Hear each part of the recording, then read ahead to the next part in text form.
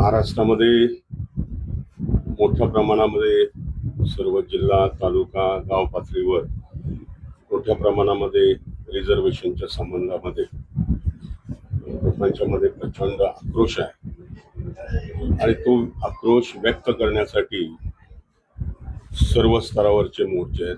आज बुलढाण्यामध्ये मोर्चा आहे. सर्वोच्च न्यायालयाचा जो निर्णय आहे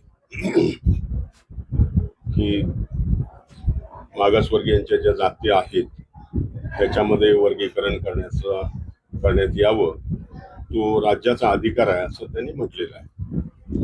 नेमका तोच मुद्दा घेऊन या ठिकाणी महाराष्ट्र शासनानं अनुसूचित जातीच्या ज्या 59 जाती आहेत त्या 59 जातीचं वर्गीकरण करण्याचा प्रयत्न सुरू केलेला आहे.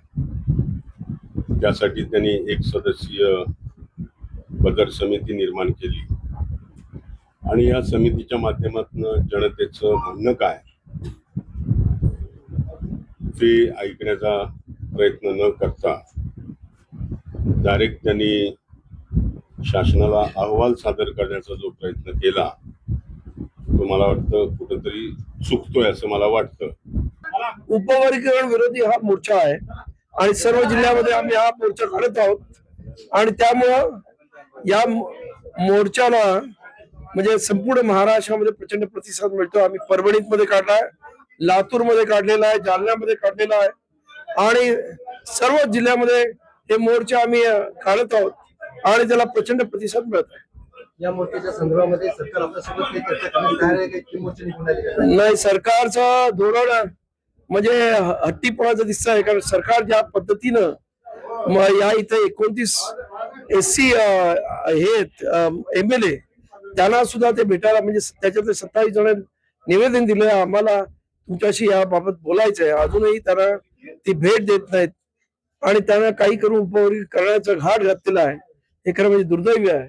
आणि खास करून मुख्यमंत्री ज्या पद्धतीने विधानसभेमध्ये की सुप्रीम कोर्टाचा जजमेंट आहे अशा पद्धतीने भाष्य करतात. कारण सुप्रीम कोर्टाचा जजमेंट आम्ही सुद्धा वाचलेलं आहे की हे सर्व ऐच्छिक ठेवलेलं आहे राज्यांना, तरी जबरदस्तीने इथे उपवर्गीकरणाचा घाट हे सरकार घालत आहे. हे खरं म्हणजे दुर्दैवी आहे असं आमचं म्हणणं आहे. जातीमध्ये भांडण लावण्याचा प्रयत्न केला जातो. हा आमचं स्पष्ट म्हणणं आहे की महाराष्ट्र सरकार आधी OBC वर्सेस मराठा, त्यानंतर आदिवासी वर्सेस धनगर आणि आता SC मध्ये मातंग वर्सेस इतर 58 जाती असा हे म्हणजे भांडण लावण्याचा घाट घालत आहेत. मोर्चाचे केल्यानंतर आता तुमची भूमिका काय पुढे राहणार भविष्यामध्ये? आमचे मोर्चे डिसेंबर पर्यंत असेच जिल्हावार आणि तालुकावार निघणार आहेत आणि त्यानंतर डिसेंबरला विधानसभेवरती घेराव घालण्याचं आमचं ठरलेलं आहे. आजच्या मोर्चाच्या संदर्भामध्ये काय सांगणार? कशा संदर्भात मोर्चा काय? बदर समितीचा अहवाल हा अंधारात ठेवून महाराष्ट्रामध्ये 2 समाजामध्ये तेढ निर्माण करून दंगली भडकवण्याचं षडयंत्र केलं जात आहे आणि त्या विरोधात हा असणारा भीमसैनिकांचा अनुसूचित जातीचा एकत्र हा एल्गार आहे आणि हा एवढा मोठा एल्गार आहे की याची दखल राज्य सरकारने घ्यावी, राज्याचे मुख्यमंत्री देवेंद्र फडणवीस यांनी घ्यावी.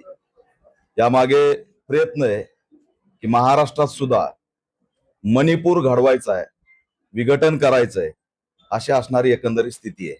त्याच्यामुळे कोणत्याही परिस्थितीत आरक्षणाचं उपवर्गीकरण हे झालं नाही पाहिजे आणि त्या संदर्भात जर भूमिका घ्यायची तर बदर समितीचा अहवाल पुढे आणला पाहिजे आणि त्याच्यावरती समाजासोबत व्यवस्थित चर्चा केली पाहिजे.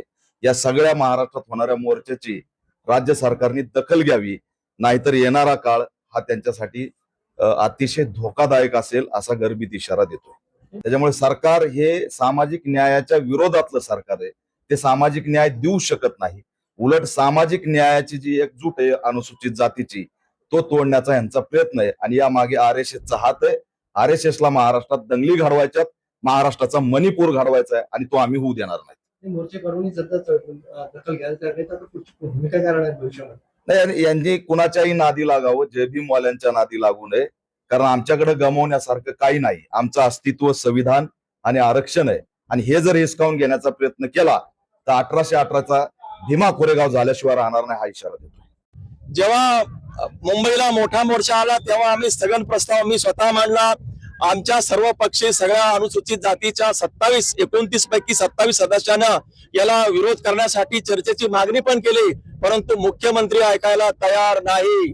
ते दाखवता येणं योग्य म्हणजे एखादी प्रगती झाली असं नाही, किती टक्के प्रगती झाली, किती राहिली, किती लोकसंख्येचं काय झालं, आणि म्हणून लोकसंख्येची जनगणना करा. जे काही मराठा आरक्षणाप्रमाणे इथं सर्व पक्षीय समिती जी आहे, सर्व जातीच्या सगळ्या घटकांना घेऊन समिती तयार करा, सगळ्यांना विश्वासात घ्या, आणि त्याच्या अगोदर कंत्राटी पद्धती रद्द करा. जे काही